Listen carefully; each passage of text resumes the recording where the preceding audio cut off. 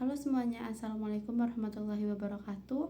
Perkenalkan, saya Sanjana Nur Ramadhani dari jurusan Manajemen.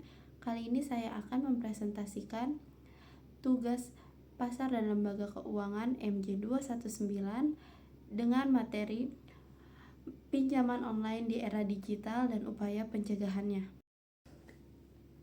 Di era digital seperti sekarang, pinjaman online atau pinjol menjadi salah satu layanan keuangan yang banyak digunakan karena prosesnya cepat dan praktis. Namun di balik kemudahannya terdapat berbagai resiko seperti bunga tinggi, penipuan, hingga penyalahgunaan data pribadi. Oleh karena itu, pentingnya bagi kita untuk memahami manfaat, dampak, serta cara pencegahannya agar dapat menggunakan layanan keuangan digital secara bijak. Beberapa materi presentasi yang akan saya bahas di sini yaitu yang pertama, pengertian pinjaman online, yang kedua, jenis-jenis pinjaman online, yang ketiga, dampak negatif dan positifnya pinjaman online, yang keempat, pencegahan yang dilakukan oleh pemerintah, yang kelima, pencegahan yang dilakukan oleh konsumen, dan yang keenam, peran mahasiswa sebagai agen perubahan, dan yang terakhir yaitu kesimpulan. Pengertian pinjaman online atau pinjol. Pinjol adalah singkatan dari pinjaman online, yaitu layanan peminjaman uang yang dilakukan melalui aplikasi atau website secara digital tanpa harus datang ke bank atau kantor kredit. Oleh sebab itu, karena sifatnya yang praktis, jadi pinjaman online itu banyak menarik masyarakat. Yang kedua, saya akan membahas mengenai jenis-jenis pinjaman online. Yang pertama yaitu ada pinjaman online legal, yang kedua ada pinjaman online ilegal, yang ketiga ada pinjaman online konsumtif, yang keempat ada pinjaman online produktif, dan yang terakhir ada pay later atau bayar nanti. Oke, dari 5 jenis pinjol yang tadi sudah saya sebutkan, kali ini saya akan menjelaskan mengenai jenis-jenis pinjol secara jelas. Yang pertama, saya akan menjelaskan mengenai pinjol legal. Pinjaman online legal adalah pinjaman online yang sudah terdaftar dan diawasi oleh otoritas jasa keuangan atau yang biasa kita sebut dengan OJK. Ciri-cirinya yaitu yang pertama memiliki izin resmi dari OJK, yang kedua bunga dan dendanya jelas, yang ketiga data pribadi lebih aman, dan yang keempat ada layanan pengaduan, yang kelima penagih mengikuti aturan, dan contoh perusahaannya itu seperti Kredivo, Akulaku, dan Ada Kami. Yang kedua yaitu pinjol ilegal. Pinjol ilegal adalah peminjaman online yang tidak memiliki izin OJK. Ciri-cirinya, yang pertama, penawarannya lewat SMS dan WA, yang kedua bunganya relatif sangat tinggi, yang ketiga mengakses semua kontak HP, yang keempat penagih kasar dan mengintimidasi, yang kelima identitas perusahaan tidak jelas. Nah, bahayanya apa ketika kita memilih pinjaman online secara ilegal? Yang pertama, penyalahgunaan data pribadi. Yang kedua ada teror penagihan, dan yang ketiga utang makin besar. Karena semakin banyak bunga gitu loh, jadi utang tuh nggak selesai-selesai. Yang ketiga yaitu pinjaman online konsumtif, yaitu pinjaman online yang digunakan untuk kebutuhan pribadi atau konsumsi. Contohnya seperti belanja online, gadget, liburan, dan kebutuhan sehari-hari. Keempat yaitu pinjol produktif. Pinjol produktif itu adalah pinjaman yang digunakan untuk usaha atau untuk menghasilkan keuangan, seperti modal UMKM, beli alat usaha, tambah stok barang. Nah, seperti itu. Nah, yang terakhir itu yang paling sering kita dengar dan yang paling sering digunakan untuk sehari-hari. Itu ada pay later atau bayar nanti. Pay later itu yang paling banyak digunakan di zaman sekarang karena prosesnya cepat, hanya butuh KTP dan juga bisa dibayar nanti gitu. Contoh, kita ini mau beli sesuatu barang nih, uang kita belum cukup, tapi dengan adanya pay later itu kita bisa beli sekarang terus bayarnya nanti, seperti itu. Hanya itu ada di Shopee Pay Later, GoPay Later, terus ada TikTok Pay Later juga udah mulai ada tuh sekarang. Nah, seperti itu. Oke, jadi itu dia penjelasan mengenai 5 jenis-jenis pinjaman online. Jadi, pinjaman online itu bisa membantu keuangan jika digunakan dengan bijak, terutama yang legal dan yang terdaftar OJK. Namun, penggunaannya yang berlebihan dapat menyebabkan masalah keuangan dan utang. Tipsnya dari aku itu, yang pertama, pinjam sesuai kebutuhan. Seperti kata orang-orang ya, utamakan fungsi bukan gengsi. Yang kedua, cek legalitas OJK. Yang ketiga, pahami bunga dan denda. Yang keempat, hindari gali lubang tutup lubang. Selanjutnya kita akan masuk ke materi yang ketiga, yaitu dampak positif dan negatifnya pinjaman online. Jadi teman-teman sekalian, pinjaman online itu tidak selalu berdampak negatif dan tidak selalu berdampak positif. Dengan catatan, seperti yang tadi sudah saya bilang, pinjaman online bisa membantu keuangan kita jika digunakannya dengan bijak. Nah, sekarang apa aja tuh dampak negatif dan positifnya dari pinjaman online?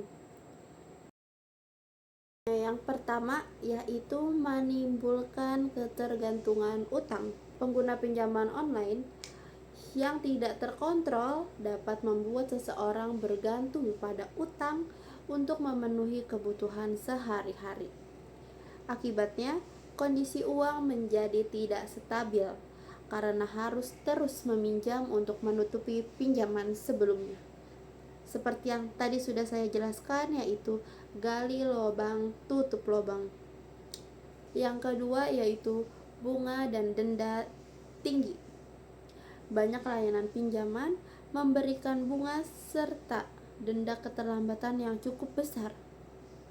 Jika pembayaran terlambat, jumlah utang akan semakin bertambah dan memberatkan peminjam. Yang ketiga yaitu gangguan kesehatan mental. Utang tuh sebenarnya bahaya loh, karena tekanan akibat utang dan tagihan yang terus menumpuk dapat menyebabkan stres, cemas, bahkan depresi. Kondisi ini juga dapat mengganggu konsentrasi dan kualitas hidup seseorang. Yang keempat, penyalahgunaan data pribadi. Beberapa layanan pinjaman dapat menyalahgunakan data pribadi pengguna, seperti kontak telepon, foto, atau informasi lainnya. Data tersebut kadang digunakan untuk menekan peminjam agar segera membayar hutang. Dan yang saya baru tahu, bahkan ada loh sampai di spill gitu foto KTP-nya itu di Pinterest, dimunculkan, diupload oleh pihak yang tidak bertanggung jawab, seperti itu. Nah, itu makanya yang dikatakan penyalahgunaan data pribadi. Yang kelima, penagihan tidak beretika. Ada pihak penagih yang melakukan tindakan tidak sopan, mengancam, atau mempermalukan peminjam. Cara penagihan seperti ini dapat merugikan dan menimbulkan rasa takut. Nah, ini juga berkesinambungan dengan yang tadi dijelaskan, yaitu gangguan kesehatan mental. Nah, dapat menyebabkan stres, cemas, bahkan depresi hanya karena penagih tidak beretika. Yang keenam, menurunkan kondisi ekonomi. Jika utang terus bertambah, penghasilan yang dimiliki akan habis untuk membayar cicilan, Hal ini membuat kondisi ekonomi semakin sulit dan kebutuhan penting lainnya menjadi terabaikan. Nah, jadi yang dimaksud menurunkan kondisi ekonomi ini, jadi kita itu kebutuhan yang penting, kebutuhan sehari-hari kita itu tidak terrealisasikan. Karena jika kita punya uang, kita bayar hutang, kita punya uang, kita bayar hutang gitu. Jadi kebutuhan sehari-hari kita tuh tidak tercover seperti itu. Yang ketujuh yaitu memicu gaya hidup konsumtif. Kemudahan mendapat pinjaman dapat mendorong seseorang membeli barang yang sebenarnya tidak terlalu dibutuhkan. Akibatnya pengeluaran menjadi berlebihan dan sulit mengatur keuangan. Jadi biasanya orang yang kecanduan pinjaman online itu ya mereka mengutamakan gengsinya bukan fungsinya. Jadi maka dari situlah mereka tidak bisa mengatur uang dengan benar. Nah, yang terakhir itu adalah yang paling fatal ya, yaitu menimbulkan konflik sosial dan keluarga. Masalah utang tuh sering menyebabkan pertengkaran dengan keluarga, teman, atau lingkungan sekitar. Kepercayaan dari orang lain juga bisa berkurang akibat masalah keuangan yang dialaminya. Jadi itu dia dampak negatif dari pinjaman online yang tidak bijak. Setelah mengetahui dampak negatif dari pinjaman online tadi, selanjutnya kita akan membahas mengenai dampak positif dari pinjaman online. Yang pertama, memudahkan akses pinjaman. Pinjaman online memudahkan masyarakat mendapatkan pinjaman tanpa harus datang ke bank. Proses pengajuannya dapat dilakukan melalui aplikasi secara online. Yang kedua, proses cepat dan praktis.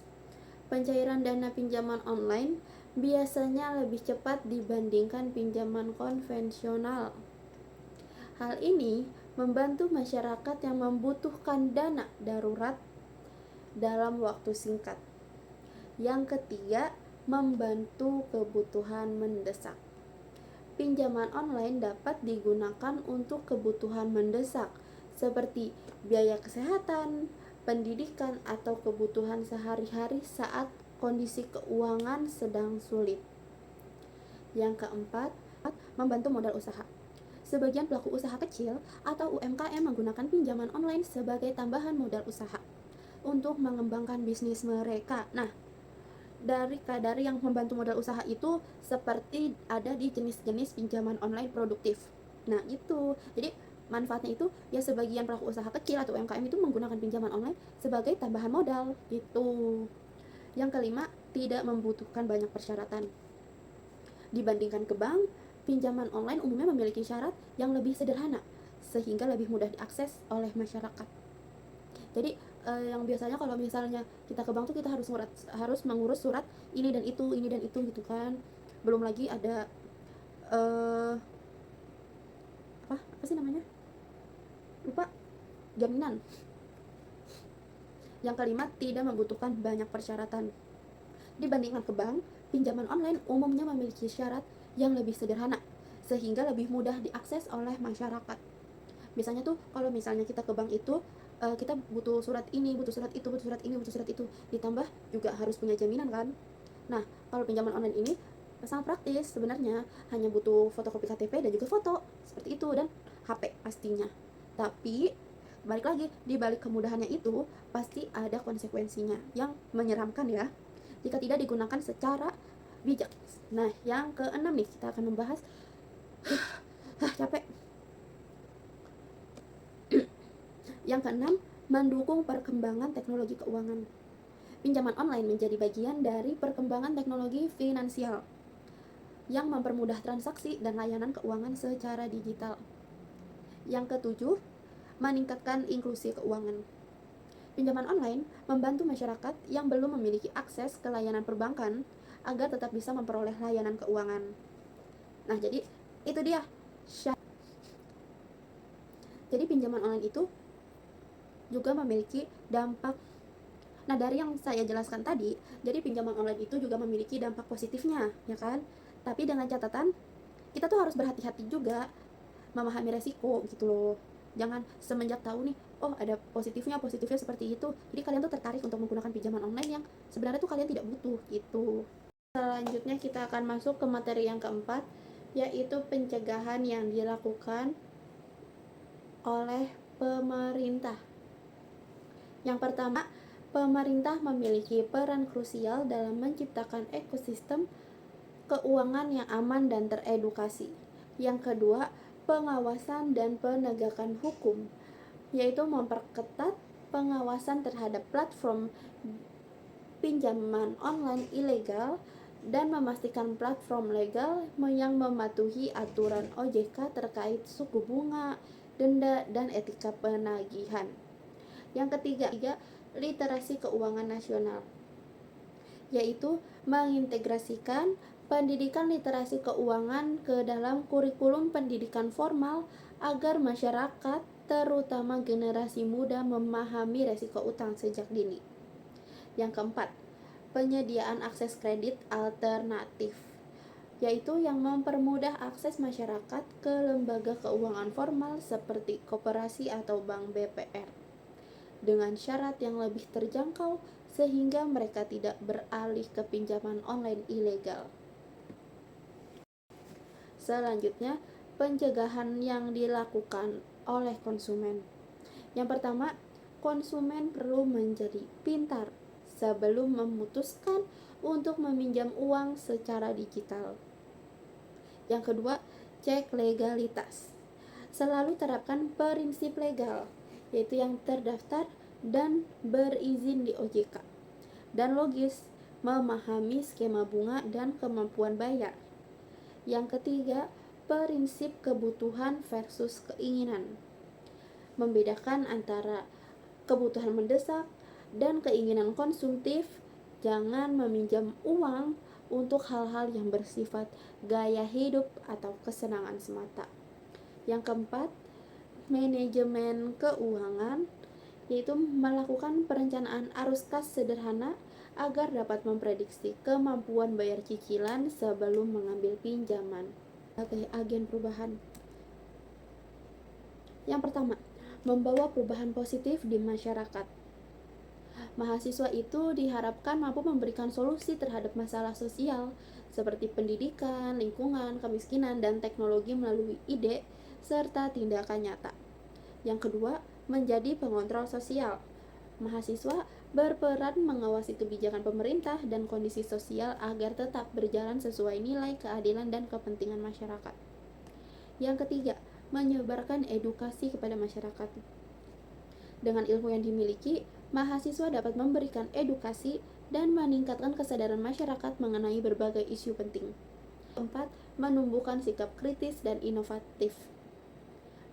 Kita sebagai mahasiswa itu harusnya berpikir kritis terhadap perkembangan zaman serta menciptakan inovasi yang bermanfaat bagi masyarakat. Yang kelima, menjadi teladan bagi lingkungan sekitar. Ya kan?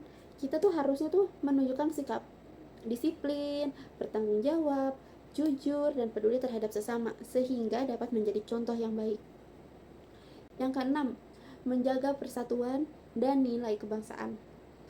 Sebagai generasi penerus bangsa, mahasiswa memiliki peran penting dalam menjaga persatuan, toleransi, dan nilai-nilai Pancasila di tengah keberagaman masyarakat Indonesia. Oke, sekarang kita akan masuk ke bagian kesimpulan.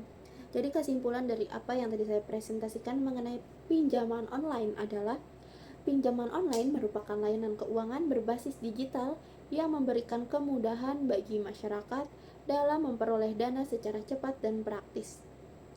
Kehadirannya menjadi salah satu bentuk perkembangan teknologi finansial yang banyak digunakan oleh masyarakat Indonesia, terutama karena prosesnya mudah dan dapat diakses secara. Namun, di balik kemudahannya, pinjaman online juga memiliki berbagai dampak negatif apabila digunakannya secara tidak bijak, seperti tingginya bunga, resiko penumpukan hutang, penyalahgunaan data pribadi, hingga gangguan sosial dan mental menjadi masalah yang sering terjadi, terutama pada pinjaman online ilegal. Pinjaman online yang tidak diawasi oleh otoritas jasa keuangan. Oleh karena itu, masyarakat perlu memiliki pemahaman dan literasi keuangan yang baik agar dapat menggunakan pinjaman online sesuai kebutuhan dan kemampuan. Selain itu, penting untuk memilih layanan pinjol yang legal dan terdaftar di OJK agar lebih aman dan terhindar dari kerugian. Oke, segitu saja presentasi dari saya. Kurang lebihnya saya mohon maaf. Assalamualaikum warahmatullahi wabarakatuh. Terima kasih.